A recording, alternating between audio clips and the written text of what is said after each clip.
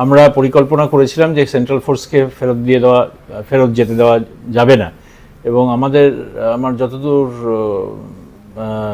মনে হচ্ছে যে আমরা প্রায় 1100-1200 কোম্পানি এখনো এখানে রয়ে গেছে, তাদের সেটা এসপিদের কাছে, কমিশনার অফ পুলিশের কাছে, ডিজি অফ পুলিশের কাছে দিয়ে দেওয়া হয়েছে। তাদের বলা হয়েছে যে এই ফোর্সকে ব্যবহার করার জন্য যাতে কোনো জায়গায় সন্ত্রাস না হয়। খুব স্ট্রং মেসেজিং করা হয়েছে যে কোথাও কোনো গন্ডগোল হলে সঙ্গে সঙ্গে সেখানে গিয়ে অ্যাকশন নেওয়ার জন্য। এবং লক্ষ্য করে থাকবেন যে প্রথমে এটা ঠিকই যে 4 তারিখে বিকেল থেকে সন্ধ্যে থেকে 5 তারিখে দুপুর অবধি অনেক জায়গায় থেকে অভিযোগ এসছে, ভাঙচুরের ঘটনার অভিযোগ এসছে, কোনো জায়গায় মারপিটেরও অভিযোগ এসছে। সেগুলো আমাদের কন্ট্রোল রুম থেকে সঙ্গে সঙ্গে জানানোও হয়েছে।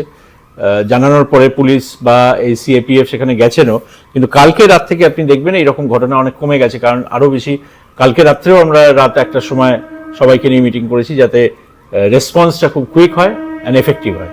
তো আমি আশা করবো যে এই জিনিসটা এবার ডাই ডাউন করে যাবে, এরপরে আর হয়তো এটা আর চলবে না।